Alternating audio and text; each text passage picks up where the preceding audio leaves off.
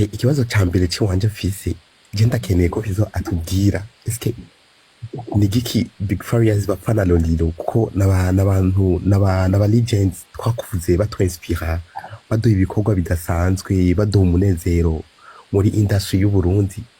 Entreta ugiye kuraba uno munsi aho bigeze, Big Farious ni umuntu muniniya cyane, ni umuntu ari kure cyane muri industry yacu, même si industry yacu irimwo utuntu tumwe tutagenda neza, ariko ni umuntu akomeye cyane kandi w'ikitegererezo. Ariko ikibazo je mfise niba umenga hariho akantu katagenda neza entre lui et Lolilo, mais Lolilo n'umuntu yarasubiye inyuma cyane muri music industry, ariko turifuza yuko Big Fizzo yomudufatira ukuboko kuko n'umuntu wiwe turabizi uko vyogenda gute nibere ryayazi. Ikibazo kigira kabiri mfise, Big Fizzo arafise concert azogira ngaha Belgique, nimba ntihenze ni Charleroi. Eske nashaka adutire ku mahanga ukuntu iyo concert ayiteguriye kugira twumve yuko tuzova ibinga nyene hahire rimwe en fait. Ica gatatu ntabwo ari ikibazo, ni nko kunganira tu en fait music industry y'abarundi turafise abajene bitanga n'uburyo mu gihugu cyacu buragoye vraiment, ariko abaririmbyi bacu baritanga cyane, bakoresha ingufu nyinshi cyane kugira baduhe ibikorwa vyiza, ariko nabo ntacyo baronka. Mugabo ikibazo gihari, abarundi benshi turaba hypocrite kandi ntidusupportinga ivyacu, turabiponda uriyo kubishigikira. Nuko mugira amahoro.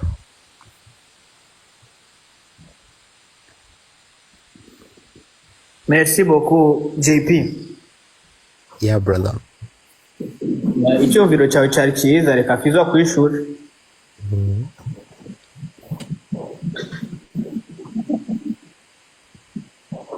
Okay, murakoze ku kwibyo bibazo mumbajije. Cyambere ngo dufite Lolilo nico wabajije. Nibaza yuko abantu bari baradukurikirana ngaha,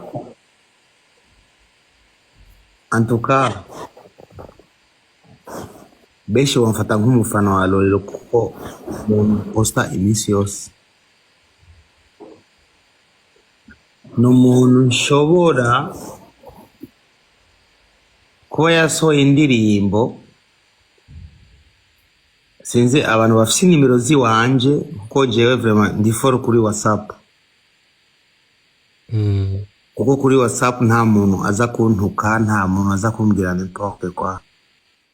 Niyo mpamvu iminsi yose mpora nevita za Facebook zikiniki, genda zevita parce que hari ukuntu ushobora gutwagwa n'ishavu ukaca usanga uvuze nabi muri commentaire nk'uko abandi baririmvye benshi babikora. Jeni washima kuri Facebook nta makomantere menshi cyane, ndashobora kuraba mu mwanya nashize ko ifoto canke content yari yose, nkaraba bajya abantu 3 4 5 bishuye muri uwo mwanya. Umuntu afise nimero yanje ndazi ko Pisca yayifise, ndazi ko Kent P yanse ndabizi, niwashaka ubabaze. Antuka nta muntu mposta cyane nka Lolilo, ndamuposta kuko mbabazwa nkire pokwa. Urabona umuntu muba mwarakuranye canke iki niki, wowe nyene ukibaza ati mbe byakwamiye hehe canke iki niki. Voilà. Urumva byoba byarakwamiye, ariko nkamuboosta mu yindi ntumbere yo kuvuga ati okay, arashobora kuba yasohoye indirimbo, je nkacanja kuri rya ndirimbo nkayigira ko nka comedy, nkamwigana ukuntu aririmba, mugabo je nkabishiramo comedy nyinshi. Dora tubibona. ahantu yoba yatiriganye gatoya je nkaca ndaga abari iki namugiriye abari promotion mba namugiriye kandi nkaca nshirako na link. Sinibaza yuko umuntu twoba twankana ndiko ndavuga ku ruhande rw'iwanje we ku ruhande rw'iwe ntapenzi. Sinibaza yuko umuntu noba mfitiye ishavu umuntu noba nanka ngo ndamuposte ntibibaho na gatoya. Ko hari abantu benshi tuzinanye, hari abantu benshi twakoranye iki niki ngo ntaposte ibintu byabo bivanye n'ukuntu imibereho yacu ibaye. Urumva niko Lolilo ndamuposta parce que Lolilo n'umuntu jewe nukuri k'Imana n'umuntu atabujyajya burimwo n'umuntu jewe ndi reconnaissant yuko ari umuntu yakoreye industry y'u Burundi ibintu byinshi cyane abantu badashaka kwiyumvira. Ni ibintu byinshi abantu baravyibagira tout simplement kuvyibagira baravyirengagiza. Moi j'ai le respect, j'aurai toujours le respect pour Lolilo. Namufashije hari icyo namufashije, peu importe aho tugeze amanivo canke iki muri umwanya mugabo jewe azokwama afise respect wanje, na niyo mpamvu kenshi nama namupostinze peu importe mu buryo mba namupostinzemwo, naho noba ndiko ndatebura muri burya mugabo wowe bituma wowe umwibuka. Voilà, nivyo urumva bituma wowe umwibuka, bituma uvuga ati mugane ukuntu no si ukuvuga ngo nugwanga kuko kuri kw'Imana iyo umuntu wanga umuntu ntumuvugisha nta kimwe ushobora guposta kuri iwe. En fait ikibabaje n'ukuntu ataba proche nawe ngo akwegere basi nyene aragoye. No reka mvugishe ukuri aragoye. Arafise maniere yiwe yo kubaho, arafise maniere yiwe kumva ikintu, aragoye. C'est mon frangin, ndabihakana iki niki je toragenda je ndamuzi, arafise maniere yiwe. Uri umuntu mutabanye udashaka kumutahura. No musi urashaka kuvuga n'ikintu mukemeza ico kintu, haciye nk'iminota 20 akaca hinduka. Oh la la, ico ni kintu ciwe nta muntu ashobora kumukondana kuri ico kintu, kuko twese nuko twese tumeze. Urumva ari muri monde yiwe, twese turi mu mamonde yacu, umuntu wese aba afise akacycle kiwe aba arimwo. Rero kunyishu yiwe aho ushaka nta na kimwe dupfa, nta na kimwe twigeze gupfa. Peut-être na situation turimo etu umakaraba tuwundi yageze anana iki nyama asyo iki tu nta kintu na kimwe. Ko nibaza yuko nawe nyene umubajije agukundiye mukicarana ukamubaza, ntashobora kubwira imvo n'imvano ngo naka mufiki. Sinizera yuko ashobora kubikubwira ibyo bintu parce que il y a rien du tout.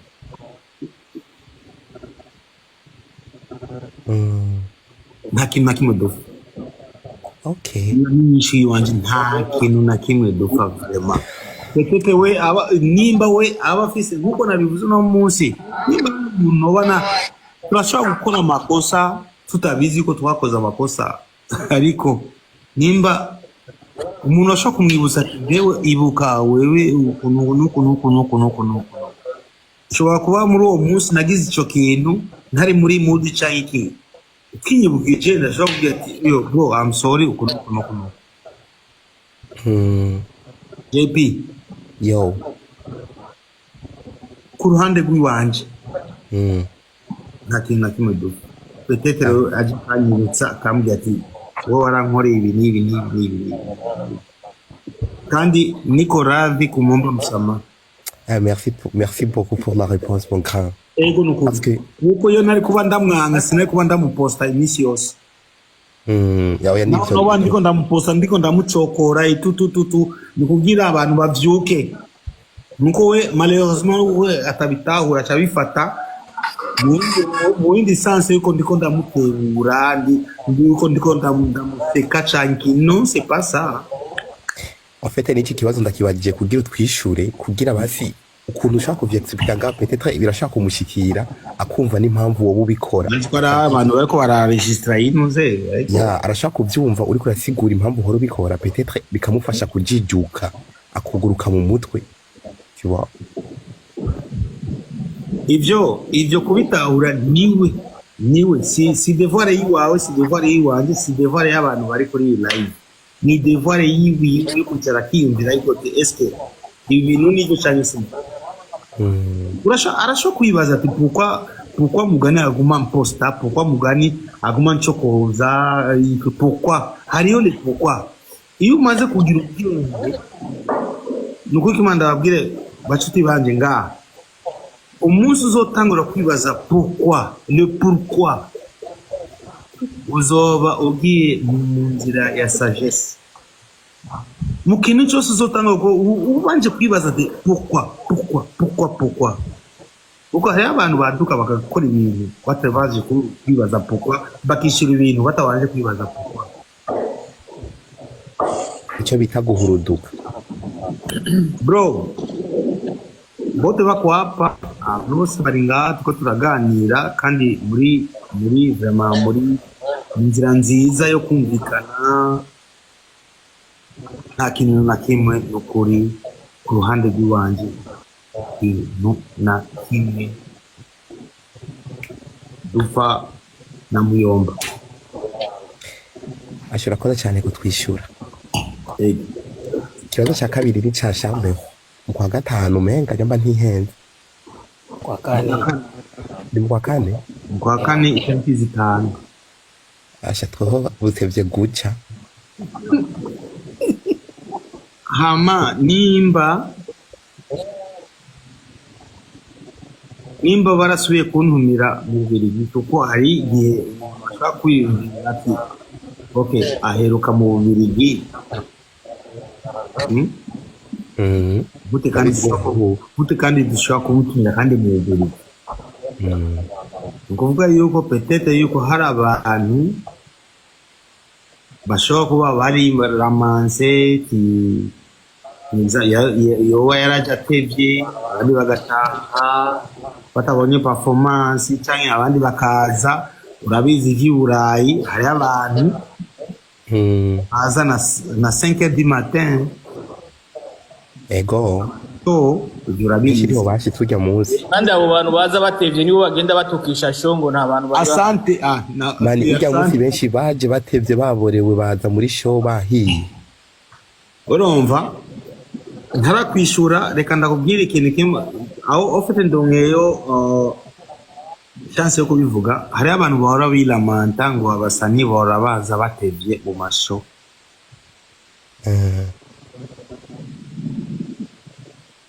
nitwigaba iyo kurakorora umuntu niwe aguha programme ariko nuko kenshi abantu baca babita ku basani urumva umuntu aba yateguye igiteramo ciwe nkuko Mari ashaka gutegura igiteramo ciwe cyangwa Pisika yagategura igiteramo ciwe abariko aragurisha inzoga canke shipakwa bavuze ko igiteramo gitangura saa 6 z'ijoro bakaza saa 10 we akavuga ati jewe reka target yiwanje nuko kuva saa 6 kugeza saa 7 nuko nuba nacuruje amahera angana uko ukaca usanga rero muri ijya ntuze yiwe ijya target yiwe yagize tuko byabaye abantu bakaca baza saa 11 rero kubera wewe nyene gutegura igiteramo abashaka yuko asubira kwinjiza amafaranga yiwe ntashobora kwemerera yuko uja saa 8 z'ijoro kuri stage canke iyo saa 6. Yeah. urumva Fizo, bakaca badutaho imyiko mu twebwe. Fizo. Ndio kaka, Nagucire mu ijambo ivyo uvuze bihora biba nino mu Budage. Twaragize show ya Dramati, turagira ba Kivumbi.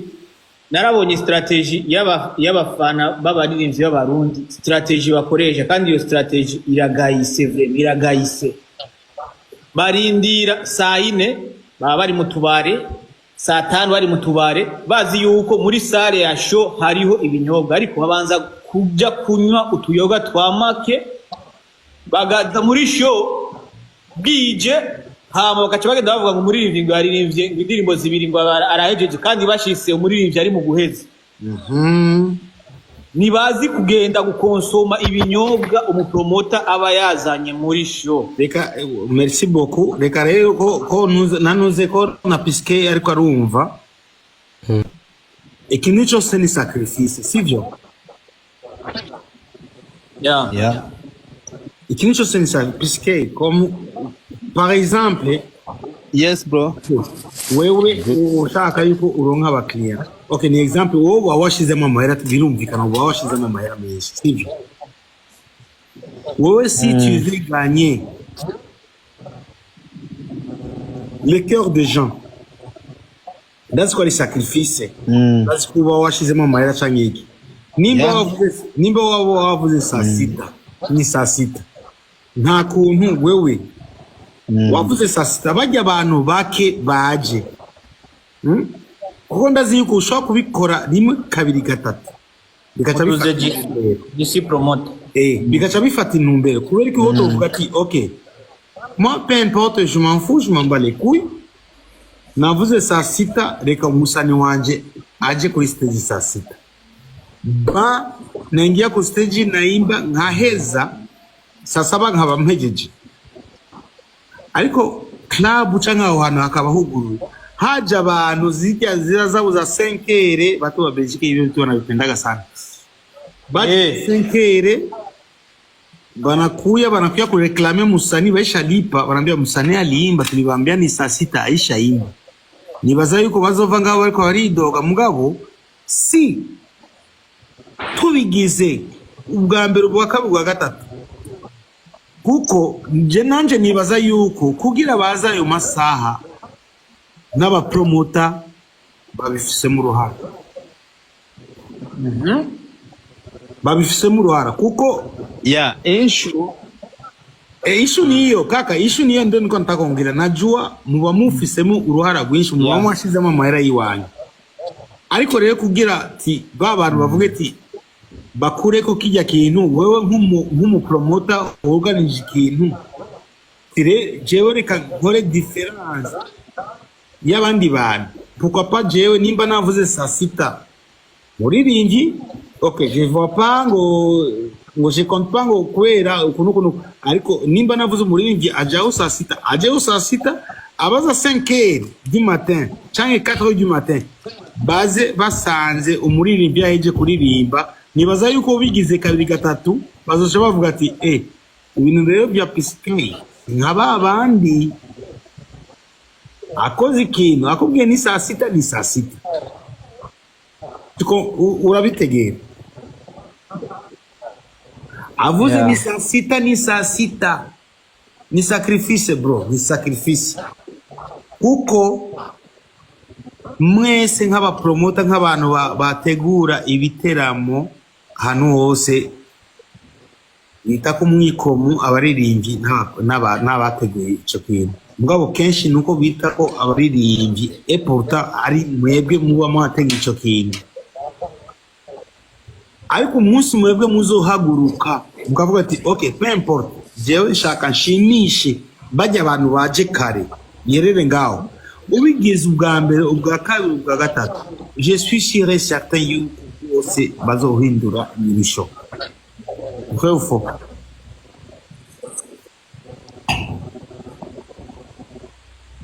Vrai ou faux? vrai hivyo. So kwa hiyo wasikuwa wanatuweka iko malawama nini na nini na nini na nini na nini. Sisi tunakuja kutengeneza pesa na bantu ze babaje kugira amahera etu mugabo je myikomo izohere. Unajua kuna wengine wasanii ukimwambia apande kwenye stage, kwa mfano show itaanza saa 10, watu wanakuja saa ngapi? Wanakuja saa 11, saa 12, saa 1 ndio wanakuja. Mimi kama umenipa changu, kuna nizana mara unakumbuka Dunda FM Buja Dunda FM unaikumbuka? Mimi kama umenipa changu sitajali eti wewe nipige mapema au nipige nyuma. Mimi kama umenipa changu cha kuenea, niweke hata mtu wa kwanza kupiga. Sababu najua kwamba nikishapiga wa kwanza, yule fanao wangu alikuwa anasubiri ati tunajua Fizo anapiga za usiku. Na nyingine siku atakuwa anajua Fizo akifanya ni kama walimuitisha sehemu fulani, anaweza kapiga anytime, atakuja hiyo sehemu mapema. Hakuna cha kupiga, mwisho hakuna cha kupiga. Mimi kama mmenipa changu kimenienea, niweke hata mimi ndo nifungue ndo ndapiga. Najua cha kwangu kimeshaenea hapa. Sijui unanielewa? So kwa hiyo nafikiria kwamba hicho kitu na nyinyi inabidi mkiweke ndani nguvu. Najua kuna mipesa yenu mnakuwa mmeweka nini na nini na nini na nini, lakini kwa sababu uchukue ile unajua kitu cha kwanza ni jina, kujenga jina. Na ile jina kulijenga sio kulijenga kwa ubaya, ni kulijenga ile jina kwa in a perfect way, right? Ebana umuntu yes. Ateguye ibintu biba biri ku murongo. Kila siku inakuwa problem ni bya bindi nyine baza saa 11 wanaweka in general, unasikia baza saa 11 baza saa 10 z'ijoro. Why not wewe hawezi kujisacrifice, unasema bana hivi mimi nataka nionyeshe difference. Oe Fizo tuna mkataba nini na nini, bana ilibidi uanze saa 6, japokuwa mna watu nini na nini. Au watu ambao wapo hapa walifanya nini? Walieneza masharti ya kuja saa 6. Wapigia hao ambao fikiria hao watu walikuja saa 6, wanajua kwamba utafanya saa 6 afu unakuja kuperform saa 10 bro. Matufanyanga na si watu watuchukie. Kwa nini wao huwezi kufanya difference yao tuseme okay tuliongea saa 6. Wale watu kama kungekuja watu 300, mmekuja watu 50 saa hiyo. Kwa hiyo saa 6. Why not msanii asiperform hiyo saa 6? And then for example peut-être amesha perform. Kila watu kule nini na nini wanakuja saa 10. Ndio wamejaa. Maybe kama inawezekana wewe kama promoter unaweza kumwambia oe mwanangu, okay alhamdulillah tu amekuja hii saa 10 lakini usha perform. Unaweza mkazungumza fahala, mkazungumza wewe kama vipi, acha basi tuwafurahisha nao. Lakini kwanza kitu cha muhimu cha kwanza wameshajua kwamba wewe bana saa 6 ni saa 6. Sijui umeelewa? Ni sacrifice tunapaswa kufanya sisi wote. Mimi nimemaliza, shukrani. Afwan. Sasa naomba nijibu hapo kwenye hilo swali. Unajua mambo ya event, kuandaa event kweli yana changamoto tena sana. Hao wanaosema kwamba show zinaisha late whatever, alikuja kasubuhi, hao ndo anakuwa wa kwanza. Msanii akiwa na perform, wanaenda kurekodi vile visehemu vya waziwazi, mashimo wapate vya kuposti na vya kuongea. Na kama unavyosema hawaongeagi eti promoter nini, fulani hakujaza alipiga swata. Unaona? Sawa, of course. Kwa mfano Canada event za huku same na watu wengine wanakuja wanapiga mapicha, wanakuja wanachukua video za mwanzo hata mtu hajaanza kuperform. Wapo. Hata unaona hayo yote au tumewaita masnitch. Hayo yote wapo wamejaa. Wapo. Unaona? Sababu ya kuharibu wapo. Alafu ni wale Warundi wa kwetu hao Warundi. Hakuna mwingine. Hakuna mwingine, ni hao ndo wanakuja. Wanaishi negative, watu wanaishi negative. C'est dommage, c'est vraiment dommage. Kwa sababu mimi nakuwa nahisi uongo zambi. Yani Warundi kuna attitude fulani hivi kama yani hawapendi kuona fulani labda amefanikiwa, sijui hawapendi kuona huyu amesonga, hawapendi, yani ni watu ambao wanakuwa na ile just kufikiri kwa nini huyu? Kwa nini huyu? Unaona? Mfano tu wa karibu. Hapa Canada watu wanaoingia kwenye event ni Warundi na ndo wanaojazaga show za Wanyarwanda wote. Wao Wanyarwanda wenyewe wakiandaa event zao wakileta wasanii wa Wanyarwanda wanafanyaga promotion kwa Warundi, kwa sababu Warundi ndo wanaokwenda kwenye events, ndo wanaokula bia.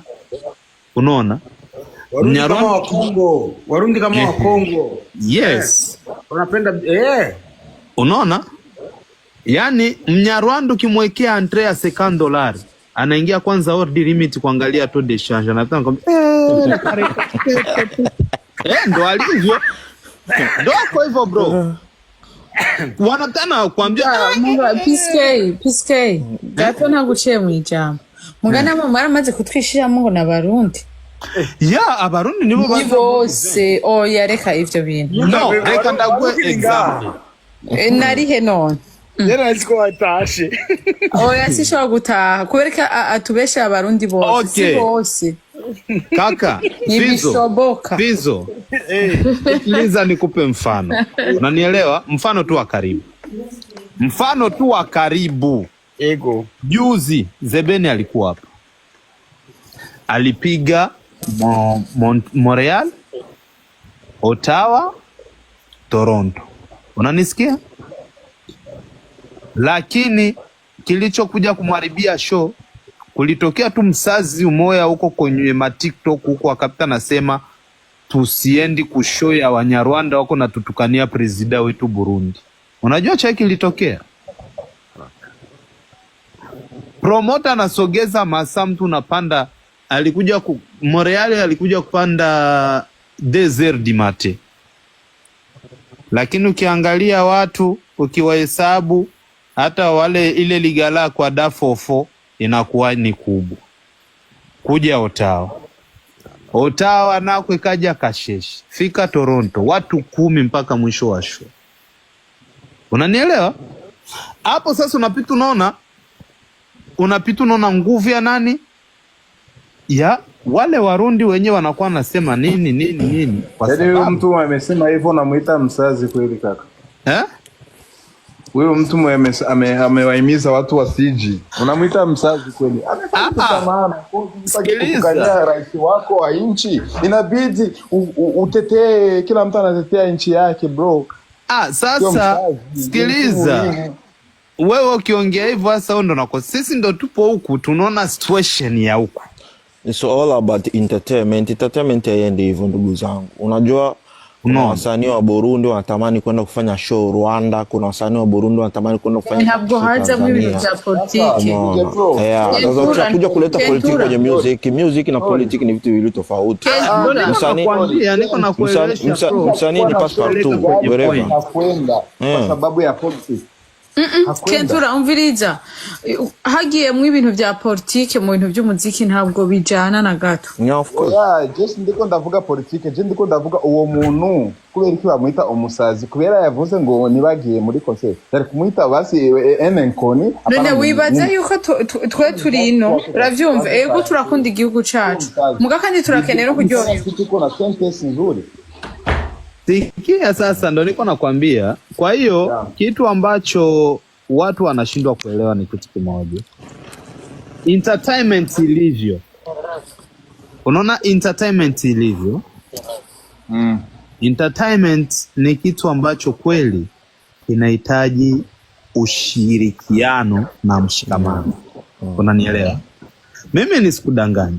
Unaona kwa mfano Ottawa na Montreal. Unanisikia? Unaona hata ulete msanii yeyote wa Burundi, sijui ni nani wa Burundi ukamleta tu hapo. Unanielewa? Alafu leta na lukololo la wasanii wote wa Rwanda unawajua ni wakubwa. Wapige siku moja, saa moja, kiingilio bei moja. Wale Wanyarwanda wapati watu. Trust me. Hapati mtu kwa sababu experience ambayo unaangalia. Kwa sababu kama Montreal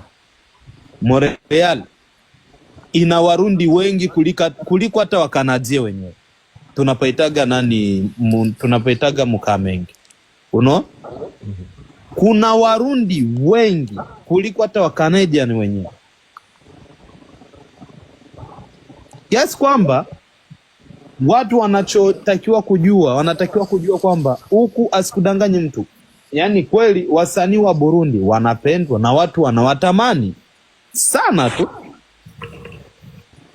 Wanawatamani sana. Unaona? Kwa hiyo promoter yoyote akivuletewa hata mezani, huyu msanii wa Burundi, huyu wa Rwanda. Trust me, hata awe kichaa, kipofu, ataweka tu mkono kumsanii wa Burundi kwa sababu pale ana uhakika hata waka 30% kurudisha takalia ka 200 kake Kenya atakuwa amefanya nini? Ameweka pale. Asante. Na hiyo nakuja ni kwa sababu trust me, Canada, msanii wa Burundi yeyote ana power kubwa kuliko msanii yote wa Rwanda. Hiyo kubali, mkatae, ndo ukweli ambao haupingiki. Asante kaka, lakini kwa swali langu inge okay. Linda mbawari katoe. Swali ambalo linarudi tena kiwazo kigaruka kandi kwa kundi nyene ni licha tuvanyijo anye zisepa kwa ikiniki by'abarundi by'iki kuva abantu bariko barabivuga ngaha twebwe nka twebwe ntiturabe by'abandi cyanyiki twebwe nka twebwe dukora iki kugira industry wacu yamamare mu makungu cyanyiki tutaravye ngo banaka bakora ibi cyanyiki niki twebwe en general twebwe nyene nk'abarundi dukora iki kugira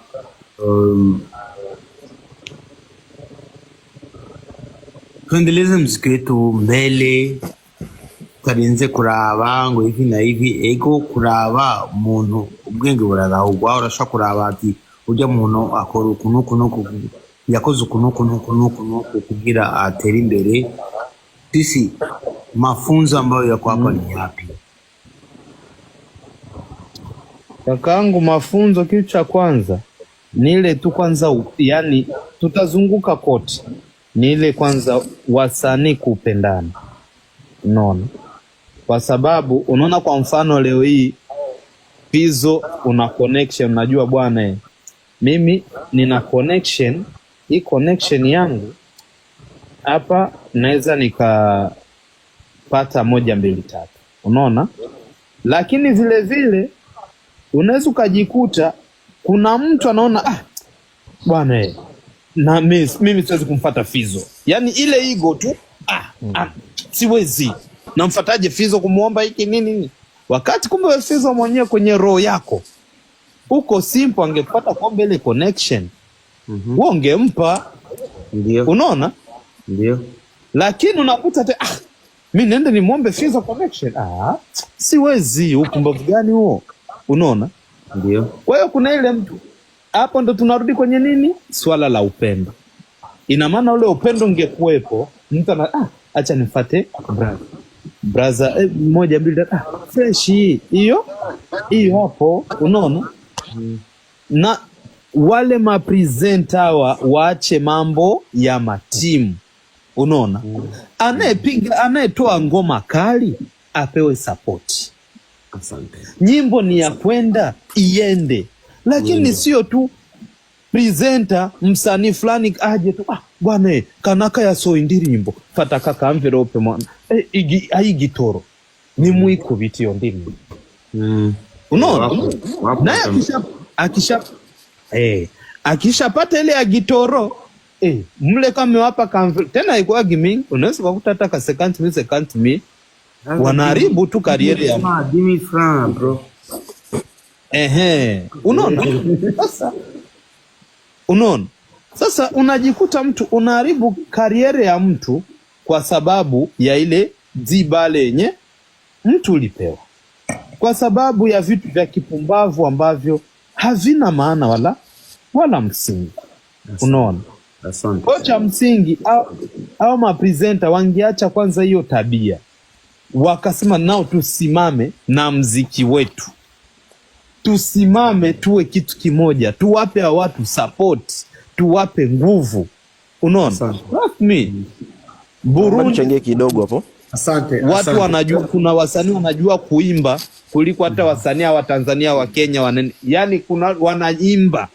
Lakini ndio hivyo. Hiyo ni kweli, hiyo ni kweli kaka. Kaka PSK nipeni muda kidogo niongee kama dakika mbili. Acha tumpe muda DJ Pro. PSK kwa kweli ile ambayo unaniuliza swali tu ya sekunde moja. Sawa. Saizi nimelala Kanyosha, niko Toronto, Quebec au wapi? Sawa uko Quebec.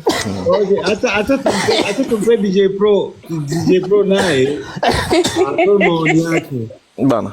Kwa hiyo nashukuru Mungu kuona mmenipa nafasi sababu kwenye muziki wetu kidogo nashukuru Mungu. Nice iko hapa. I'm here. The queen. Hello, the king. Kwenye muziki wetu. Naam. Kwenye muziki wetu kidogo nimetembelea sekta zote, nimetembelea sekta ya media, nimetembelea sekta ya usanii, nimetembelea sekta ya kuandaa event kidogo, huko kote nimeshapitia. Niliona vitu vingi na nijifunza vitu vingi. Kwanza wewe ni mwendaji wa event wewe kama. Of course niandaa event without any support, kutoka bila support ya kitu chochote. Nana kuelewagi sana, PSK kuelewagi. Mimi kaka mimi précieuse, merci précieuse. Mimi namuelewaga hata awadi zake mimi hajawahi kunishirikisha hata siku moja. Bro, hakuelewagi PSK.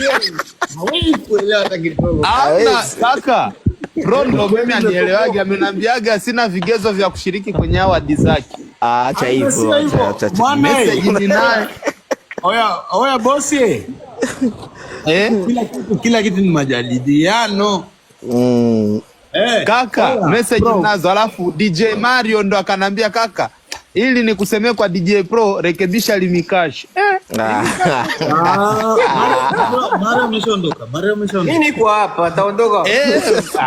Semee uongo. Mario kwa nasikiliza. Yeye anawasikiliza hapa. Sasa ningependa uchangia hapo kuhusu nini? Mario. Umesikia hiyo? Umesikia PSK kwa napiga mashindano. Acha kwanza maji basi DJ Pro.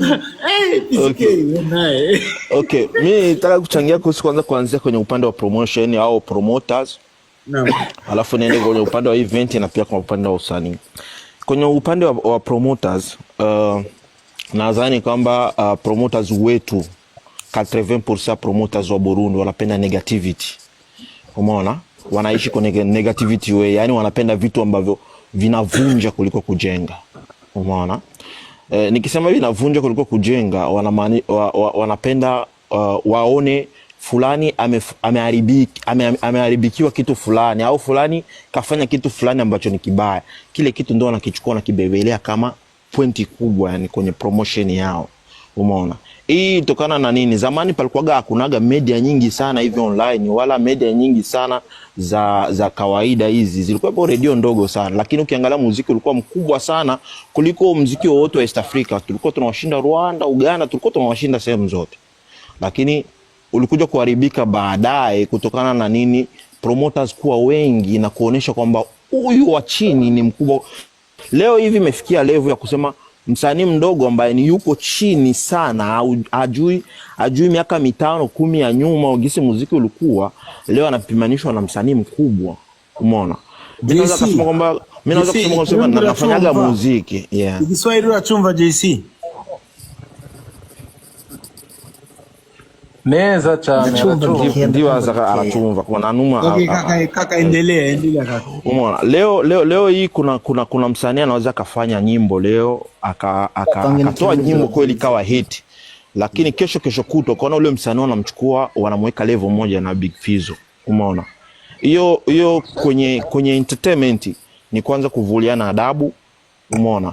Ni kumkosea adabu ule mtu mkubwa. Uzo kaona msanii mdogo wa chini sana, sasa japokuwa alifanya nyimbo kali imehit, ukataka kumweka level moja na msanii ambaye yuko na miaka 10 15 huko nyuma anafanyaga muziki, anapambania inchi. Kuna watu walipambania hiyo inchi mpaka leo wanazidi kuipambania. Umeona? Sasa hicho ndio kinaua sana muziki wetu. Na hiyo inatokea kwa sababu gani? Wasanii wenyewe wana matimu ambao wanatumika na wana promoter ambao wanatumika na wanafanya kazi nao. Umeona? Nikuja kugundua kwamba kuna wasanii ambao wako na promoters wao. Msanii fulani akitoa nyimbo, tunatakiwa tufanye gisi yote ili nyimbo isipiti.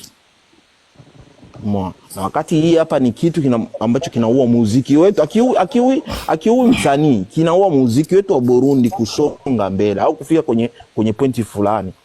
Umeona? Nikija kwenye swala la event, hapa kwetu Burundi pale kuna watu ambao wakiandaa event, umeona, wananyimwa support na kampuni na watu tofauti kutokana na nini? Bana, huyu Naka ameandaa event. Ni nani? Tuko na ile system ya kusema tuna yale mazoea ya kusema kwamba fulani ni nani. Umeona? Yani 70 au 80% ya Warundi wote wako na kitu kutumia kwamba kujifanya wamjui mtu. Huyu ninde ya mazugukori hiki. Hicho ni kitu shina wanapenda kutumia sana. Umeona? Mtu anaweza kuwa amefanyaga kitu au aishafanya kitu, lakini kesho kutoka kuambia hivi huyu ya mazugukori hiki.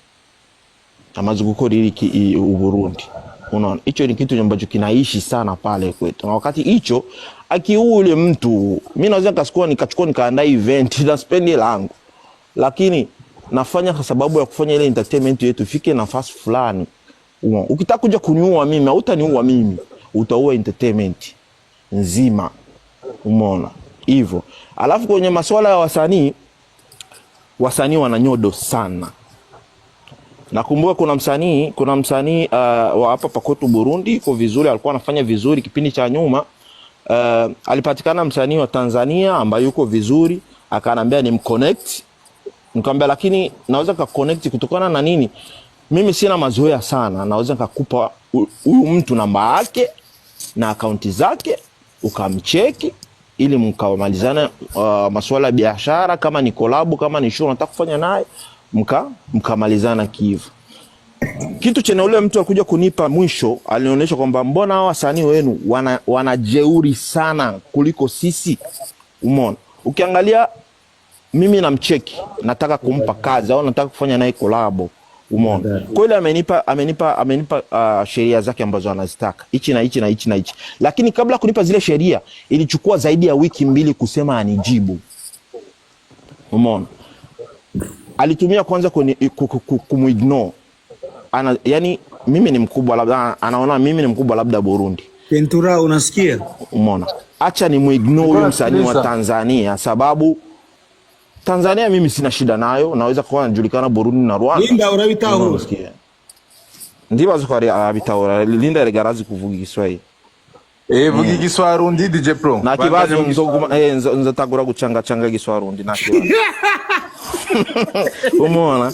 Sasa hicho kitu kilikuja kuonekana kwamba ule msanii unaona msanii anapokutoka nchi jirani anakuja kufanya collab na wewe. Sio kwamba anataka wewe umpeleke nafasi fulani au anataka wewe no. Unaona kuna msanii anaweza kuwa ni wa Tanzania. Ana hiti Tanzania lakini Burundi ana fan base kubwa. Umeona? Akitaka kuja kufanya kazi na Burundi anataka kutafuta pia fan base ya yule msanii ambaye anataka kufanya naye ili afanye nini? A connect na fan base yake. Umeona? Ndio vile pia ule msanii wa Burundi anaweza akapata fan base kupitia ule msanii wa Tanzania kufanya na ile collab.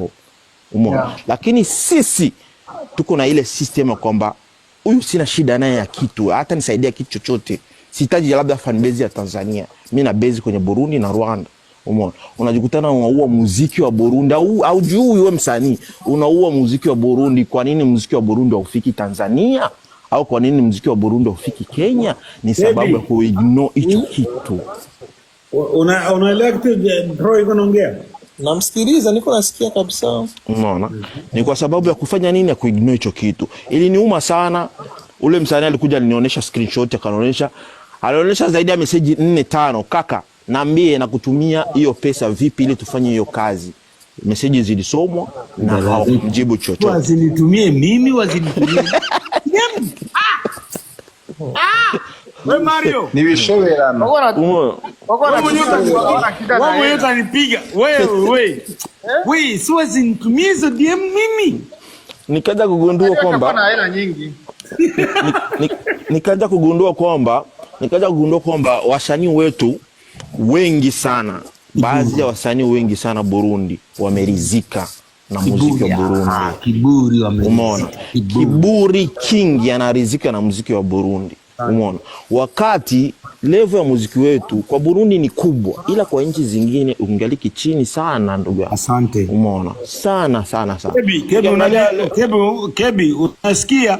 Nasikia sana. Ukiangalia leo hilo neno uliongelea kwetu big sana. Ukiangalia leo Big Fizzo ni msanii mkubwa Rwanda, Tanzania, Uganda, ashaga tembea kokote mpaka Ulaya anafanya show. Big Fizzo anaweza kufanya show sehemu fulani na akapata watu wakajaza. Lakini still leo huyo anaenda kufanya collab na msanii wa Tanzania, Harmonize nini kutaka nini? Hataki kujitangaza yeye kama Big Fizzo, mimi nende nijulikane Tanzania. Big Fizzo analeta ule muziki wa Burundi anaupeleka nchi jirani. Huyu msanii wa mbona anajua kuimba hivi? Ni wa Burundi. Kumbe wa Burundi wanajua muziki hivi. Umeona? Wanakuwa nini? Ule mtu anakuwa interested kufuatilia. Swali ni kwamba Warundi wanaenda naye. Ndio swali. Ndio nilikwambia wengi sana wanapenda negativity. Hao wanamweka kwenye negative. Ndio hiyo. Kebi ameongea nani? Pro ameongea negativity. Wanapenda negativity sana. Sorry kidogo Pro. Kebi wewe uliongea ti Warundi unawadai. Kaka, Warundi si wadai hata kitu chochote kakaangu wangu. Usiwadai hata kitu chochote. Please, I'm begging you. Usiwadai kitu chochote. Kabisa. Acha wenyewe wakudai, wewe usiwadai kitu chochote. Endelea mdogo wangu. Alafu kitu kingine wasanii kuwa na management. Unaona wasanii wengi sana wanakuja kwenye kufeli sababu hawataki kuandaa timu kama management ya kufanya nayo kazi. Unakuta msanii anasimama yeye kama yeye ni msanii pia ni manager. Linda baby anasikia. Yeah. Changa Mr. DJ Pro.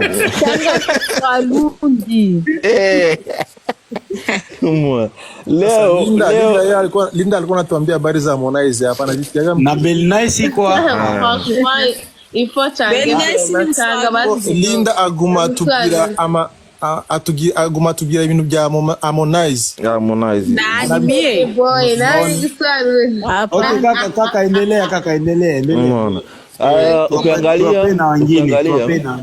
Ukiangalia wasanii wengi hawapendi kufanya kazi na manager, na wakati manager ni mtu mwenye anajua umuhimu sana wa kitu ambacho yuko nakimbizana nacho, anajua faida ya msanii wake, akifanya hichi atafaidika kitu gani. Msanii kuna uwezo wa kuongea na msanii mwenzake akashukulia ile kitu kawaida, lakini manager iko na uwezo kuongea na msanii mwingine akaona kile kitu hichi kitu tutafaidika kitu fulani. Umeona? Sasa tuko na tatizo limoja la kwamba msanii wa Burundi au manager wa Burundi anapoletewa dili, wengi sana wanachukulia ile dili kawaida, wanapuuzia. Umeona? Leo hii ukiangalia hapo baadhi ya wengi sana wanafanya anahiti, media zinamdanganya, wewe ushakuwa mkubwa sana unamzidi fulani. Wanasemaga mimi nakupatiaga pesa kaka mimi. Wanasemaga mimi nakupatia, mimi nishakupatia. Nakupatiaga pesa. Mario. DJ Mario. Wanasema unaomba pesa nani mimi? Nishakumpatiaga pesa pro. Hata mimi washaniambia hawa ile niko nazo, ananiambia ati ndio nazinunuaga. DJ Mario niko na pesa mwa DJ wote. Mimi ndio niko na pesa. Eti unalipa pesa juu ya awadi. Joto pata fakturi ya Mwarema. Okay. Mimi ndio nina hela, wengine wana hela. Ndio kitu nitakuchangia hapo kabla nanaje. Wala mimi nashukuru kuona mmetima hapo hapa. Mimi huaga mara nyingi, mimi ni mtu nakuaga najifunga sana kuongea, kuzungumzia nini na nini, sababu na mengi pro unanijua. Na mengi ya kuzungumza, lakini sometimes sitakagi niongee. Unajua ukishakuwa mkubwa wewe ni jalala. Ushakizungumzia kuna watu watakwambia yule kashazeeka, yule kashafanya hivi na hivi. So sometimes unakuwa nataka mimi nikae nayo tu moyoni. Lakini nafikiria kwamba pro unanifahamu. Na Mario ananifahamu, japokuwa sometimes hazipandagi hivyo, lakini ananifahamu. Kuna tofauti fulani, kuna utofauti fulani unakuwa hamkutanishi na mtu nini na nini, labda sababu ya hivi na hivi. Mario, kwa kweli mdogo wangu mimi ilinishangaza, unaona unakuja kwenye ile hivi yangu. It doesn't matter ni mtu ambaye kakupandisha, lakini kakupandisha na unajua kwamba ni hivi na hivi. Mdogo wangu. Sinaga tatizo na wewe. Tulimalize hapa, tuko live hizi ni kitu ambacho watu wako na record. Mdogo wangu, sinaga roho mbaya. Kwenye swala la roho mbaya hilo nile ilikuwa kuikaa pamoja and then tuelewane. Mimi naweza nikakushtumu kwa kitu fulani au wewe unaweza kunishtumu kwa kitu fulani. Unanielewa kaka? Wallahi mimi sinaga roho mbaya na mtu yote ule. Mimi ukinizingua na kuzingua. Ukinikosea mimi nikosa adabu, mimi ni Mswahili 100. Ukijichanganya na yana jichanganya. Changanya na kuchanganya zaidi. So ni hivyo. Kwa hiyo mimi nadhani kwamba hapa hatupo kwa niaba mbaya. Kama ulijoin hii grupi, kama mtu yote alijoin, kwanza mimi nawashukuru kuona mlijoin. Sasa mbona huyu Yasina ananifahamiaga sana? Achana na huyu Yasini, malizana naye. Wewe unamalizanaga na watu wote. Oye, bro, zungumza tumpatie na mtu ambaye nikumalizia yuko hapa, alafu na pako very nice hapa. Kaka, yani mimi ningemalizia hapa kutokana na unaona watu ni wako hapa. Naona kuna Fizo, kuna Big Fizo hapa, kuna Linda, kuna PCK, kuna Kentura, Kebi, Belnice, Chuti ya Bosi ya DJ Mario. Hapa kuna management, kuna msanii, kuna promoters na kuna shabiki. Wamo hapa kwa hii hapa live. Naweza kusema hao watu ni wako hapa. Hao watu ni wako hapa kaka. Wallahi nisikufichi. Hao ninaona hapa wako tayari kufanya muziki wa Burundi ukafika mbali, sababu wote wako hapa. Hakuna mwana anakosa. Wote wako hapa. Kuna msanii wa kike ana represent wanawake wote hapa, tayari yuko humu. anaweza kwenda kuchukua bana, mimi Ben Nice Mario. Naam. Ya. Uko tayari? Yaani utakachouliza Mario chochote kisihusiane na muziki. Yeah. Kihusiana na muziki, japo sababu ni DJ. Utakachouliza chochote. Piske ameshasema. Kaka endelea kaka. Sorry. Umeona kaka? Sasa kwenye hao watu wako hapo wote kaka, wala nisikuficheni. Kuna promoters, kuna shabiki, kuna msanii wa kiume, kuna wasanii wa kike, kuna DJ. Hawa ndo na promoter wako humu. Yasini nimeona hapa, Chuti yuko hapa, wote hao. Hao unaona hapa wako tayari kufanya muziki wa Burundi ukawa mkubwa na ukafika mbali. Ni swala la kusema nini? Kwanza hapa ni umoja tayari umeshaonekana hapa. Huyu umoja uendelee. Fizo, kwanza nashukuru Mungu kuona umeanzisha hii live. Kakangu. Wallahi asante. Unajua kitu cha kwanza, acha tusiwe wanafiki, si ndio? Bro, tunaongeaga sometimes, si ndio? Maisha ya Ulaya tunajua sisi wote. Kila mtu anakuwa katika mishe zake. Unamwona mke wa Saturday hapa. Watu wanajua kuna beef hivi na hivi tunaongeaga sometimes. My brother ananitaga my brother. Unaona Kentura Kentipi. Kwa Saturday piga ua. Lakini kama nasema uongo, Kentura ndio hapa tunaongeaga sana sometimes. Uongo kweli kaka? Ni kweli. Kentura anaongea kila mtu ya. Kweli. Tunaongeaje? Tunaongea every day. Tunaongeaga every day. Acha Mungu. Kaka, acha Mungu tunaongeaga. Unaona Kebi?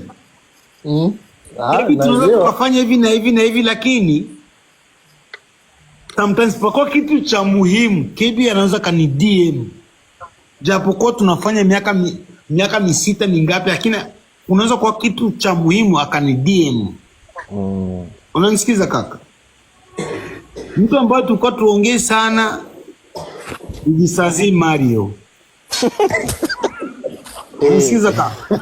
Sasa hivi linaisha hilo. Lakini nashukuru sana kuona amekuja kwenye live yangu. Maana sikuwa nategemea. Maana yake hapo amani imeshakuwepo. Sikuwa nategemea kwa nini watu wanavyoongea. Mimi sina ubaya, sina nini. Kama nilivyosema before, mtu unaweza ukateleza na ulimi au nini na nini. Mimi sikuchukulia kicho kitu. Naweza kuchukulia kile kitu kizuri. Na kama huyu Linda hapa baby, ni mtu ambaye mimi sijawahi kuonana naye. Ni wote hapa tushaonana nao, si wote. Lakini mtu ambaye sometimes anakuwa anafanya challenge zangu, ananiandikia au hivi na hivi. So my brothers and sister. Is 25. Is 25. Kama niliwahi kuwakoseeni nyinyi au kama nyinyi mliwahi kunikoseeni nini, hayo watu waishie hapo. Tuangalie future ikoje. Merci sana Ndomaki. Tuangalie future. Ndomaki iko hapa? Ndomaki namuona hapa. Namuona kwenye comment. Arimgo. Linda. Mpandishe. Unasikiza kaka? Okay. Tuliwahi kukoseana, tuliwahi kufanya nini, tuliwahi kufanya hivi. Sigeze kwinu wanachanyi niki. Pese turabantu ntabwo turaba marayika. Nimba nobana kukoshereje ikintu iki nyandikira DM bro. Okay, now nashatse kubivuga hadi anye. Warankoshereje bro. Kaka, kusema kweli hizi live unaanza zitajenga. Nimba naigeze kubwire bwana, niwashaka usinichani hapa au mimi sikuchani hapa. Tongee. Bro, turaganira je, unayadere mali. Mimi na wewe unakumbuka kaka? Najua nakumbuka kabisa. Na unipa na wewe ndo msanii wa kwanza unipa support sana blaza. Unasikia? Unipa support for real. Je, nukuruki mana, okay, je warankoshereje, okay, sinzi kuno. kama niko conscient akwambia bana sorry vema hama ubuzima bubandanye paske hapa hakuna mtu analipia nyumba mtu mwingine. Kila mtu iko maisha yake. Lakini mimi kama nikija Ujerumani ispini ile bifu najua kama niko na ndugu yangu pale. Ya kulipa hoteli naweza kufikia bro, naweza kufikia sijui kwa nani bana. Kama nimekuja Burundi ni nyumba yangu nimeshauzisha au nyumba yangu niliamua kufanya project fulani bana, kenti vipi uko na chumba uniweke au Mario sijui na hivi tuache. Tusha kwa watu wazima, tusha kwa watu wakubwa. Hizo bifu za kitambo ziishie hapo. Kama niliwahi kukosea unisamee, kama ni uliwahi kunikosea nikusamee. Yaishie hapo. Kila mtu hatuko wa malaika, mtu anakuwa na korogana sometimes nini. Unanisikia kaka? Yeah. Ni watu wengi tumeshadili na wewe, nishadili na wewe bro. Tukakorogana. Lakini tunaongea leo. Yeah. Unapiske tumeshafanya madili mengi akanikoroga sana. PSK ni mkorofi kuliko mtu yeyote. Mimi tena niache. Ni mkorofi kuliko mtu yeyote ule. So kwa hiyo inatokana na vibration ya mtu ambaye mmekutana naye mkavibrate hicho kitu. Sio kwa sababu eti mmekosana, mimi na wewe tumekosana, wakati mimi na wewe tunaongea vizuri. Kitu ambacho nitakachokifanya wewe ni ile mtu nikueleweshe, kila mtu kama mlikutana naye alikuwa na vibe yake yoyote ile, it doesn't matter, sawa? Lakini msubiria kwa poa, mwende mkaongee naye kama yuko fresh. Unasikia? Kebi, niko naongea uongo ukweli? Uko sahihi bre. Niko sahihi, si ndio? Uko sahihi sana. So, bro, inakutana kila siku sisi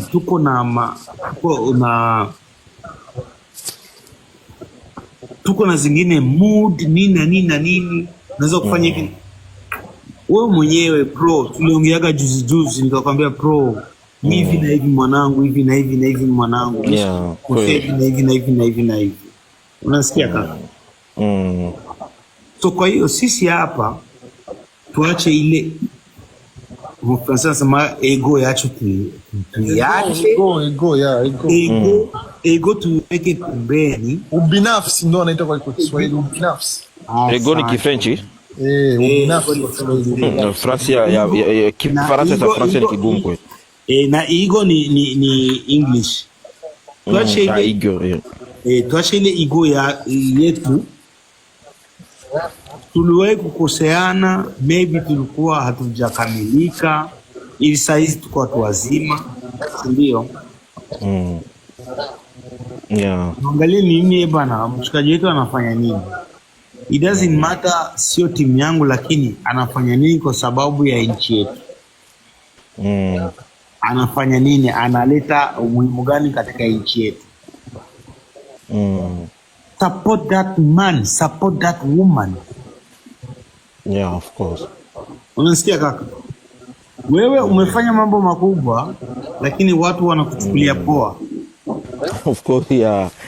Watu wanakuchukulia poa, wanasema hii hapa hii comedy. Watu wanakuchukulia poa. Yeah. Unasikia? Wakati ni investment mtu ulikuwa unafanya pale kwa ajili ya entertainment. Wanakuchukulia poa. So Mario amelala. Ni Mario au ni Mario? Mario. Kati ya Mario na Mario. Anagona. Mario. Unaya neno Mario inatoka wapi? Mario anasema kusikia. Inatoka wapi? Ni Kitaliano Mario. Wanasemaga hivyo Mario. Hapana Mario. Hiyo Mario ni Waingereza wa Marekani. No Mario. DJ Mario. DJ Mario. Sema Mario. Sema Mario unanichanganya. Mario kwa Kiswahili ni tofauti. So anyway, Yeah. kwa hapa ajili ya vibe nzuri. Kwa kweli mimi hapa. Najua hii video itafika sehemu. Nice unacheka. Kama kuna kitu mgani, kuna kitu aliwahi kukosa akafanya hivi na hivi na hivi. Nikosoeni. Tuko hapa sababu ya kukosoana. Yeah. Tuko hapa sisi wote sababu ya kukosoana. Lakini cha muhimu zaidi tuko hapa ajili tufanye nini, japokuwa najua wewe na ujumbe wako Fizo. Ujumbe wako umesema neno nikosoeni. Ulinambia ngoja nikimaliza hapo ufuna nambia kama utanizito leo nikosoeni. Sawa, nikosoeni. Nilizito maana kuna maujumbe hapo. Unikosoe kaka, unikosoe. Wala mimi napendaga mtu akunikosoa. Kuna maujumbe. Mimi unajua mimi ni kifamilia zaidi. Kuna vitu siwezi nikaongea hapa. Lakini ukiongea najua. Wewe najua. PCK kama nilikosa unikosoe. Linda baby, wewe uko hapa. Nikosoe Kentura. Uko hapo nikosoe. Haya, mimi naomba nikosoe kitu kimoja. Mchuti ya wosi kama uko hapo unikosoe. Kama mimi kama mlikuwa mjui kama na spend hii miaka 20 na ngapi niko hapa, ni sababu na kukuaga na kubali kukosolewa. Unasikilizaga. Nasikilizaga watu wote, it doesn't matter huyo mkubwa wala mdogo, for real. Kama hivi ukinizingua na kuzingua. Yeah. Okay, sasa tukanya. Jamaa umesikia? Mario naelewa anajifanya. Umesikia? Sasa si ni ukweli. Kentura, ni ukweli Mario anajifanya, lakini anaelewa. Mimi naelewa. Mimi najua kinachoweza. Mario anaromba na mimi. Mario hana romba na mimi. Mario tu anajichanganya. Mbona simuelewi? Yuko wapi? Anajichanganya tu. Mario ni changa. DJ wa changa hapa. My brother. Sio kwambie mdogo wangu. Sina romba na wewe mdogo wangu. Hata mimi sina romba na wewe. Usikilize, mimi ndo naongea.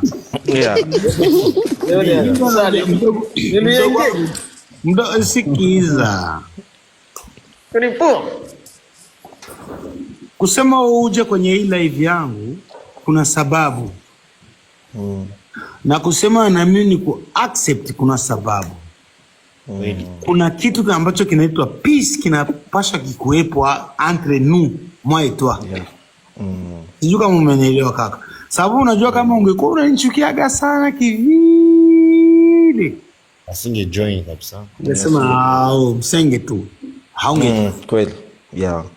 Ndio. Na mimi kama ningekuwa najua kama kuna chuki ile kivile, nisingekubalia wewe uingie kwenye ile live yangu.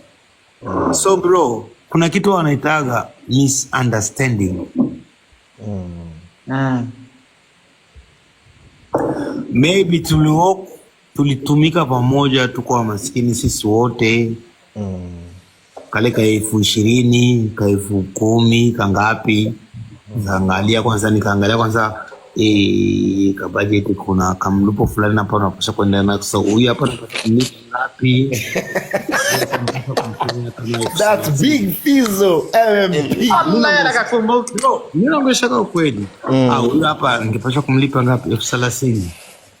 Kudara deki. Tini. Hapa naye. Yapa kusema nimpeleke hapa, nimtoe hapa nimpeleke kule kudada deke 20,000. Oi, chukua kwanza hivi. Chukua kwanza hizi hapa 10,000, afu tutadaena baadaye. That's the situation bro. Hiyo ndio situation ambayo ipo. Sio kama unanielewa bro? Nakuelewa. Bro, naikwambia hapa kwenye live sinaga romba na wewe mdogo wangu, sinaga romba, sijawahi kuwa na romba na wewe, sijawahi kufikiria kuwa romba na wewe. maybe ilikuwa ni misunderstanding, na wewe ukivaa kiatu changu kwenye hii situation, hata wewe ungefanya hivyo. Najua kwamba hela ambayo unasema kwamba hivi na hivi na hivi haizidi utu. Haizidi utu, bro. I know there is a reason why you are here. And there's a reason why mimi nikakuchukulia kwamba uingie kwenye hii conversation, right? Yeah. So we are brothers, bro. Peu importe, tuko my brothers anyway. So tuache chuki, tuache nini. Kunakuwa misunderstanding and whatever. Yeah. Tunaweza kumpokea Belly Nice. Kaka, lakini unakumbuka hicho kitu, hii kuanzisha live ndio inaleta amani hivyo, umeona? Bro, mimi nikiwaambia kweli, kila siku nataka kufanya live, lakini kuna watu sometimes wanakuchukulia poa. Lakini unajua nini naichukulia muhimu? Kuna watu ambao nilikuwa sijui kama nitaongea nao, lakini tumekuja tukaongea nao. That's good. That's so good. Yeah. Na nashukuru sana. Belly Nice aongelewa na watu. Kusemesha ukweli nilikuwa sijui kama Mario.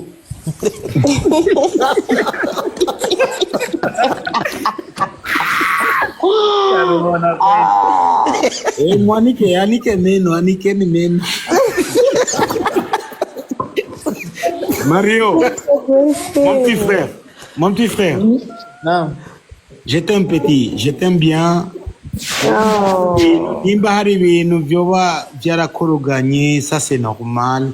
Mugabo abagabo barumvikana itututu.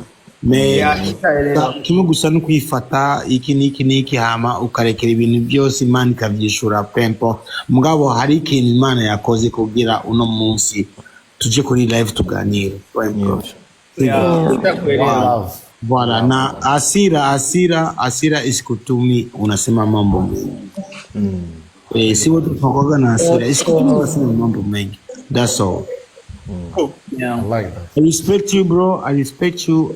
I respect what you're doing, whatever. Wote sana Pro ni mdogo wako. Yeah. Pro tunaongeaga naye sana. Kweli. Yeah. So my brother, kama wa TikTok kila mtu analewa kwake. Sio kulewa. Ni mtu kuongea ukweli. Kama sio nataka kuongea ukweli. Nasema kila mtu anaenjoy nyumbani, anatungoji kutafutana kama vile ya Burundi. Hatungekutana hata siku moja. That's true. Ndio hivyo. So wandugu zangu, it's a good vibe. Tuko demeka, okay? Mtu wote sio mpaka nikwambie bwana samani nani, lakini wewe kama wewe unajitambua bwana, oye hii nani hapa, hii TikTok hapa imetukutanisha, hii nani, okay, tumeongea hatujatukanana hivi na hivi. Ikaa chini ufikirie, okay, why tulikuwa pamoja na tulikuwa tunajua hivi na hivi, and then maisha yanaendelea, bro. Kitu hapa kiko ni one love. That's all. Yeah. Exactly. Madam Satibi, ongea. Saturine. So for me, thank you for Merci. Amabuyi. Arrête. Unacheka nini? Nacheka tu sina. Najua kumsikia Bell said. ahubwo turashaka indi ndirimbo muri kumwe. Yo Linda, kumbe waruni ngaha. Ibaze. Fumukorora basu kumukorora. Ndashaka indirimbo muri kumwe na Satbiyindi. Linda wa Mario. Inshallah. So thank you so much kwanza kunyemelea kunjira hano. Sasa Mario uko na tongozea hapa. Can you imagine? Acha kuprofita mu desordre opeti. Unaona kwenye Kamenge akaishagi. Ni Balotelli, ni Balotelli. Okay, sawa. Business, okay. Tuka kujambo. Yeah, and byinshi nk'abantu b'abashinga naye deja twabumvirije and byinshi mwabivuze kandi ibyo cyane cyane na DJ Pro ibintu ariko aravuga nibyo cyane avec B-Boy aussi avec toi aussi Big Fizzo, thank you so much ushobora kugira kino kiyago kugira twese dushoboye kumviraho n'ibyo tutari tuzi tukabwiga. For me, for my side, ndizi ibintu byinshi cyane rwose kuruta ibyo nakunze and ndabonye naho nokosora bimwe ku byo ntarinzi yuko byoba ari amakosa ku ruhande rwanje. And kimwe gusa numva ata byinshi novuga ku bijyanye n'ibyo turiko turavuga. Conclusion numva ni about love, twese twahereje gukundana kubabariranira and for my side aussi je demande pardon ku muntu wari wese bari ngaha noba naratsitaje and ni byiza cyane ça me touche façon wabivuzemo antuka ni ikintu cyiza cyane ukoze so numva ata byinshi vraiment novuga murakoze cyane byinshi mwabivuze. Yeah, hariyo akabazo ngaba bajije hasi kino nukagushikiriza ukakishura bakuzaniye umupira wa Bantu Boy wo wambara. Ego cyane no wambara avec plaisir. Yasini kesho upeleke Yasini kesho peleka mpira fast umekubali ahadi ni yes Oya si tegeko ya jeme ya vyemeje Fizzo namu ya mutegetsi ya vyemeje sio deni sasa. Yotora mugabo urumva ntiyo wambara. Yasini leta mpira na pesa ya advertisement. Unapenda pesa manager. Ngo wow kumbe neza murakoze. Sinuzenya si tegeko canke sivyo ni muri bya bintu tuko turavuga byo gushigikira. Eske on est prêt yo gushigikirana? On est prêt DJ Pro umupira wiwe nshobora kuwambara? Est-ce que je suis prêt yuko umupira wa Kentura nshobora kuwambara? Est-ce que je suis prêt yuko umupira ntuze yambaye muri clip canke ntuzenya je sais pas qui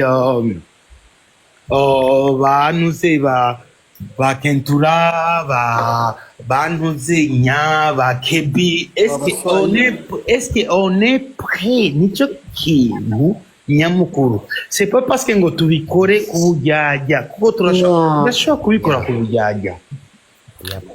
Ndashobora nivyo ndiko ndavuga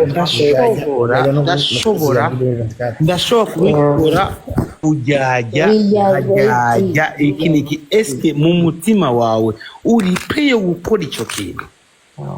Kabisa mwese yishure rero ahari hose ari ikintu cambere. C'est pas parce que ngo naka yabivuze je ndashobora kubivuga ati ego ndashobora kwambara umupira wa Empire, ego ndashobora kwambara umupira wa PCK, ego ndashobora kwambara umupira wa nuze wa Kebi canke iki niki. Eske ndawambaye ndi canke ndawambaye kugira niyerekane ko kuna wambaye exactly ushoboye canke wafashije nico kibazo. Eske c'est ça ndawambaye kugira prouve abantu ko nawambaye canke ndawambaye ubushake? Je pense yuko umuntu wari wese aca yishura arazi umutima wiwe. Kentura urazi yuko je mfise projet na Bell Nice? Ndayizi yigeze kumbwira kuko Bell Nice ibintu byose by'akazi ategeza kuyimbwira. Kweli kandi nziza cyane so kubera iki mfise projet na Bell. Okay, reka tubifate nk'uko tuvuga yuko jewe na Sabi bidacanamo. Kubera iki nogirana projet n'umugore w'ije nzi yuko abantu bose cyangwa bazi yuko uku nuku no nikunda.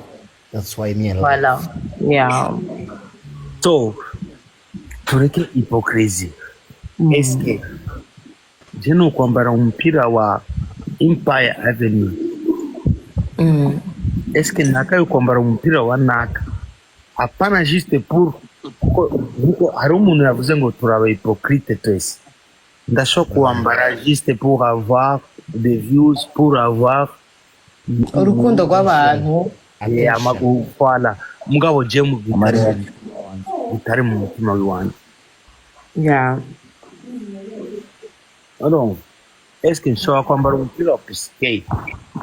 Piscape yara nyeskose amahera canke iki. Est-ce que ndashobora kwambara ibyo bintu bibiri? Est-ce que ndashobora kwambara umupira wa Linda ari intongo zake za Katara mena Tange umupira wa Bifumani boy. Voilà, ndivyo niko ndavuga. Au nivale mpira wa sijua wa platform shows nini. Tureke kwambara ikintu kubera hizo niko tumeze neza. Hizo.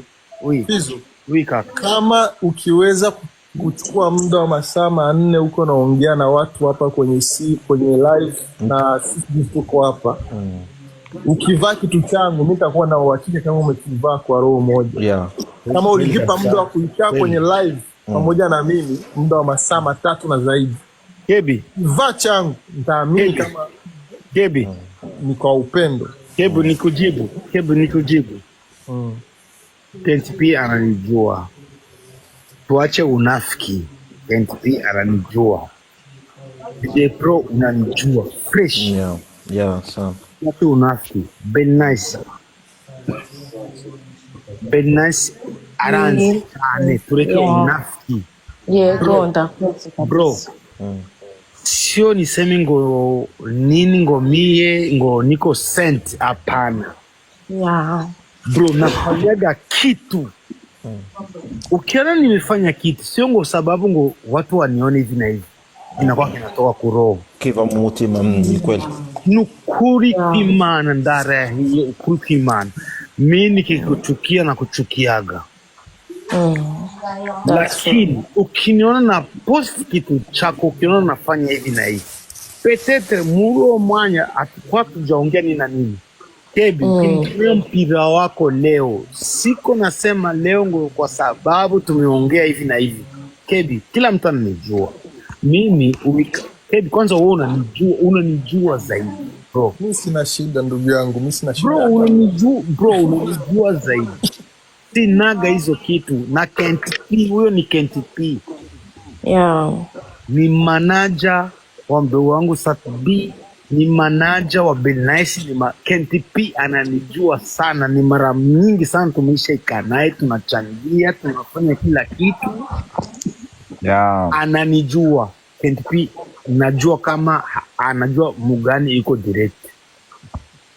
Kama naongea uongo, sasa tuko tunaongea ukweli. Kama naongea uongo, aseme hivi, hizo unadanganya. That's true bro. Tunaongelesha ukweli. Yeah, ukweli. Tupo. Pro, DJ Pro anajua bana, hizo ukimzingua na kuzingua, lakini huyu jamaa yuko directing hivi na hivi na hivi. Uongo ukweli. Ni kweli kabisa. Bro, mimi ukinipatia mpira wako sitakosa ikinuje ngwanira, ikinuje zo kwa mangwanira n'ubumwe, peu importe ivyo tutasangie change, peu importe ivyo tuli, lakini najua mimi napasha kujiweka number 1, najua mimi napasha kupigania niwe number 1, najua hivi na hivi, lakini haitanikataza kuona mtu ambaye anafanya vizuri eti mimi nimbania. Haiwezekani.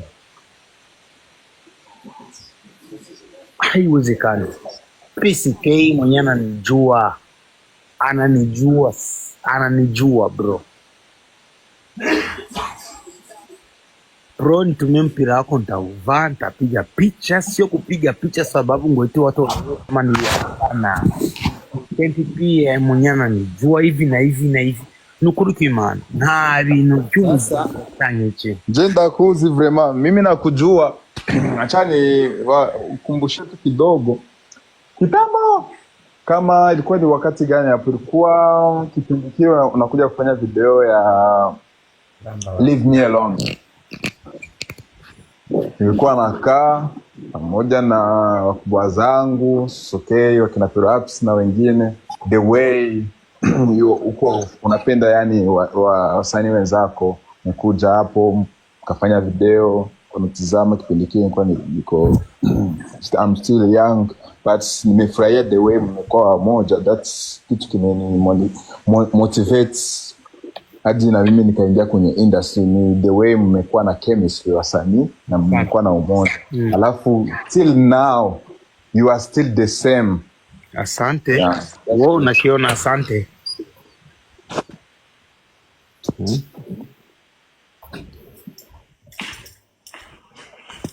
Zekana wenda hicho ndio kile kinamfanya leo mpaka leo unamwona yuko kwenye nafasi yake. Nilikuwa naomba neno kidogo. Naam kaka. Yeah. For sure ulichokiongea umeongea kitu kizuri sana, unaona? Na ni pointi kama ulivyoongea watu kupendana, uliomkosea sijui ya kusamehe whatever, of course ndio watu wanavyotakiwa kuishi. Unanielewa? Naam. Ijapokuwa mimi pia umeniita sijui mkorofi sijui nini, but mimi honest nadhani wewe tumeishi muda mrefu tu. Hata na mimi ni mkorofi kwako. Unanielewa? Tumeishi pamoja muda mrefu, unaona? Mimi no matter what mtu anaongea, lakini mimi ni mtu ambaye nakuwa na roho ya kupenda watu, kusupport watu no matter what. Unaona? So kitu ambacho watu wanashindwaga kuelewa ninapokuja swala kama hivi, wewe umeongea kwenye nia nzuri tu, ukamwambia huyu kani nilikosea nisamee, kani nilikosea, lakini utaona wao mwisho siku kesho acha kuamke kesho utaona jinsi walio record hivi wataandaa ma caption huko ma YouTube. Of course. Yani utakuta umeongea kwa nia nzuri, lakini zeo atavyounganisha sasa vile vitu vya kugombanisha watu. Utafuta ugali au? Kwa hiyo kama ukuandika title nzuri sasa utapata viewers aje. Sasa ni kweli. Utafuta ugali. Sasa pale napo wao wanakosea, kwa sababu unajua katika hii dunia hakuna kitu kinaishi kama mitandao. Mitandao ni kitu kinaishi, teknolojia ipo. Ndio maana naambiwa muogope Mungu na teknolojia. Unaona? Hivi na intelligence artificial.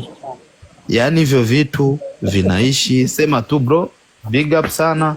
Yeah. Jamani, mimi pia kuna mtu nilimkosea, anisame. Mimi umenikosea kaka.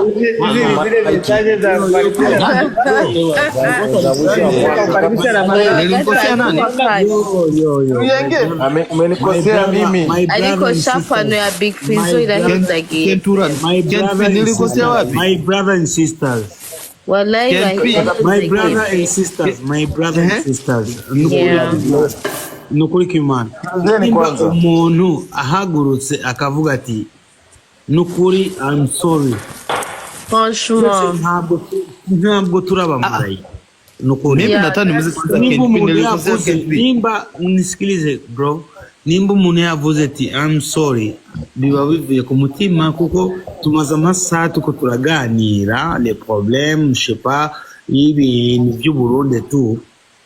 Kaka mumvireze nimba ariko aribesha mugabo ayo nama video ariko ari abantu bariko bararecording ibi bintu sivyo?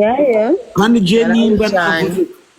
je nimba navuze kijya kintu cyavuye ku mutima, nta hypocrisy irimo. So ni mumumvirize mureke kumutwenga, hari impamvu abivuze. Yeah, that's true. Hari impamvu abivuze. Bisikesi kirofa hari impamvu abivuze. tumusifu kumbe barimo No one is perfect. ongea PCK ongea kaka. Mimi kawaida yangu Jumamosi Ramadhani naanza. Ndio Ramadhani hii ishatarudia tena matatizo. Kwa hiyo umemaliza si ndio? Kwa hiyo umemaliza si ndio? Amemaliza. Linda. Mimi naongeaga mafupi. Wewe Linda byuka. Wapi mgonjani? Ugiru jame. Kwa hiyo nataka sisi tuombe msamaha. Nataka tuombe msamaha sisi wote. Wewe ni vinu itwengeje none.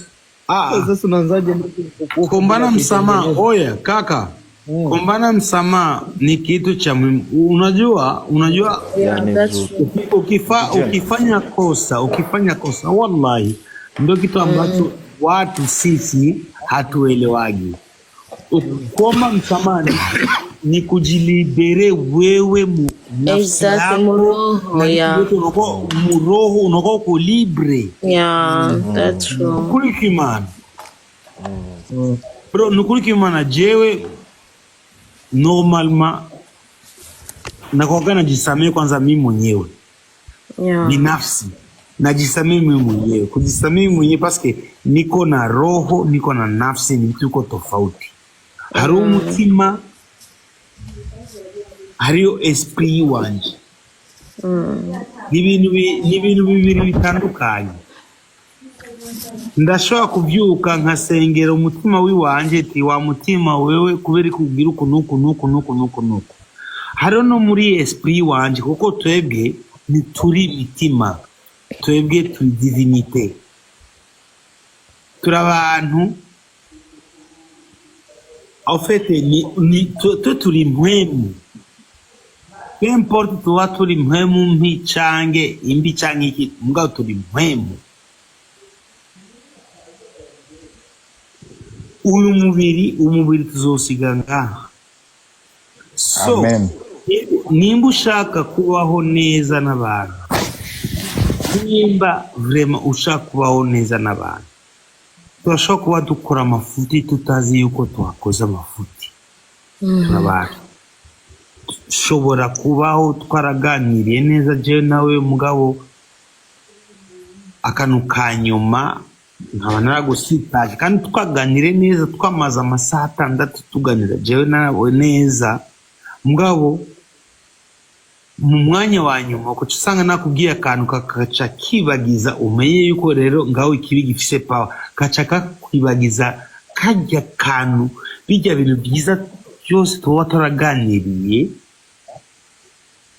unasahau kile kitu kizuri cha ajabu kubera kantu gato noba nakubwiye ndi muri mood mbi atavyo unarishatse kuvuga bikaca bikwibagiza ibyiza ubunziko. So ikintu kimwe tumenye gukontrola amashari, tumenye gukontrola ishavu jiwacu. Peu tumenye gukosora, tumenye kwifata, tumenye kugira ibintu byose, tumenye ati okay uyu muntu eski yoba yabivuze naho tuba tutabizi neza mugabo ntuce ujija directement. Genda muhira ujijanye wowe nyine uvuga ati eski yoba yambwije ukuri, yoba yavuze ukuntu. Après les 2 jours, les 3 jours, les 4e jour, là tu peux juger par rapport au monde. Je vous dis la tête, tout. C'est vrai. So, satura mabafu. Urashwa kuyesima nao. Nani? Satura mabafu aliye. Anyway. Navyo muumva noni. Kenti pia anabielewa na DJ Mario anabielewa. Bien sûr.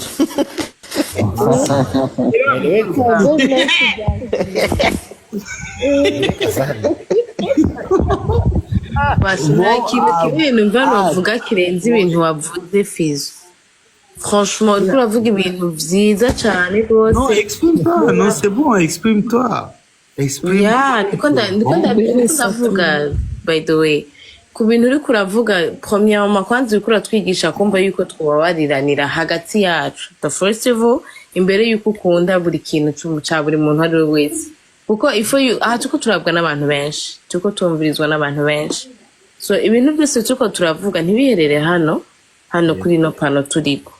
Reka ahubwo bihere hagati yacu entre nous, babone ya example dushobora guha babandi basi bandi peut-être batashoboye kubona iyi live cyangwa batashoboye kuyumviriza, bihere muri twebwe nyene abantu ibyabona n'abanyene bariko baratwumviriza, abantu 109 n'abantu benshi, abantu 110 n'abantu benshi.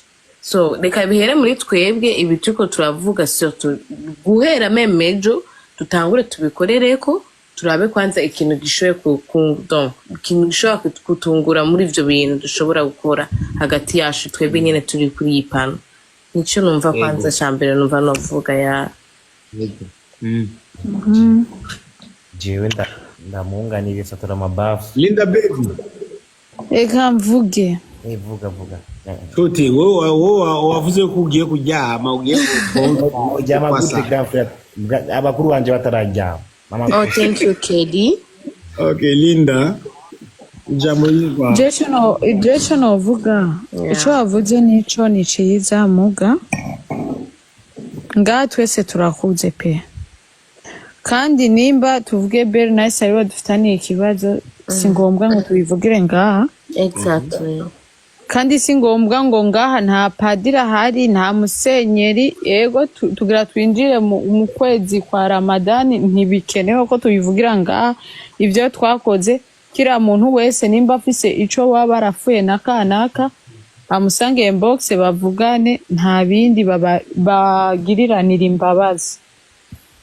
Mugasi ibintu byo kuzana ngaha kuri TikTok ibiki nibiki kubera kira muntu usanga ariko ari abantu 150 kandi ibintu ugasanga bija kuri YouTube ko turabwa n'abantu ntibiba bikenewe. Twoyaga kubijanye n'umuziki, ivyonye by'amafuti akanaka nibayivuganire hariya biherere hariya, niko je ndavyumva. Muramba bari Endomike yarambaje ngo Bernice ngo Bernice beef nayo irakenewe sometimes. Ni Endomike hari ikintu Big Fizzo yari yavuze Endomike ringa Endomike yari ngaha muri commentaire, yari ngaha yanse yari yaduze mu gacara mubisa DJ Mario. So nashaka kumushaka kuri ico kintu. Hari ikintu yari yavuze Big Fizzo bien avant kwanza imbere yuko twese tuduga ngaha hejuru, yavuze ku kintu ca wivu wa maendeleo, sinzi ko nakivuze neza. Ni ico kintu yavuze. So ico kintu je kuri je ko nagitahuye, ndashaka kucumva nka kwa kundi kwaguhigano. Ego iyo beef yashaka kuhaba me ntibari beef yandi inzigo, yandi duhuye nshaka kugira nabi, yandi duhuye ntashaka ukuboko. Me tumenye how dushobora gukora iyo beef avec des limites. Iyo beef est-ce que irikira tuzanira iki? Est-ce que iriki donc si yandi yo kutumarira umwanya gusa, we lose our time canke we have something turiko turinjiza. Donc nico kintu numva novuga ko beef si beef mpaka umuntu biboneke yuko okay beef irashobora kuba beef as business. Yeah, exactly. Beef urashobora kuyikreya ntikumarira ikintu ntikwinjiriza ikintu na kimwe, ahubwo ikagucafuriza igacafuza ahubwo no kuraba beef ni beef yabaki shoboye kugirana n'ujya muntu komsa turabe ku ruhande rwiwe ntagire shit nanjye singire shit. Donc twese nimba mukurikirana neza nico kintu DJ Pro yavuze, niyo hakenewe communication. Nico kintu KB boya bisaba ibemwo bisaba basi bipu basi mu yese kandi sinavuze ngo ni mubyaje. Nico kintu na Maria yavuze ni mubandanye mugabo bon peut-être abantu bariko baraza babaza ibyo bibazo ntibari bwaze conversation iyo cyo twagejeje kare vraiment. Voilà, nimba turiko turaganira ngaha hari abantu bazi yuko kuko je suis très certain abantu bavuga ati comment est-ce que umugore wa Sadbi ashobora kuja kuri live ya Mugani. Ibaze. Yeah, exactly. Peut-être hari abantu bari kwaribaza ivyo. Vrai ou faux? Ça c'est sûr. Tureke ubujyaye. Yego, ça c'est vrai, ça c'est vrai. Nabonye n'amakommentaire ari bizarre. Comment est-ce que bajya abantu n'abakeba? Comment est-ce que umugore washaka kuja muri Linda ndiko ndatwara abantu, ndiko ndatwara rezo. Oh, okay. Uwo ninde? Endomite. Demashi. Ukura nyongo, unyonga iki? Urumva nivyo ndiko ndavuga. Hari abantu bazi yuko jewe apana ngo biyumvira nivyo jewe na DJ Mario. Hari ingwano itabaho kuko nariko ndabona n'ama message ngaha. Nachirabo y'abakomatera bizarre. Mario wowe ko bigira ko avuga ngo Mugani aragufitiye amafaranga cyangwa niki. Je nabivuze nga. Non, c'est des commentaires en fait. Okay. Ushaka kuvuta ile mayirungi yako wewe nayo. Ni bintu binga hari abantu bibagije comment est-ce que okay tuzi yuko Mario na Mugani bankana ne comment est-ce que Mario yaduze kurija chat yiwe hari abantu bibaza yuko DJ Pro motherfucker nina hari abantu bibaza yuko surtout nka Etuze yangu sasa kama Kevin Boy. Comment est-ce que toi tu vis en France? On n'a jamais vu les photos avec DJ, je sais pas, avec Kebi France, je sais pas, parce que il t'a Kebi France. Il y a des photos, vous habitez ensemble, je sais pas, à Paris, on s'en bat les couilles si vous habitez à Paris ou pas. Mugabo quand même, mais ça arrive que Mouhoula mourit de Paris, mais il n'y a même pas de photos. Tu vois? En fait, c'est ça. Rero twebwe nk'abasani, twebwe nk'aba-influencer, twebwe nk'abaki dukwirikiye ibintu by'abantu b'abafana bandika. Nzogo wewe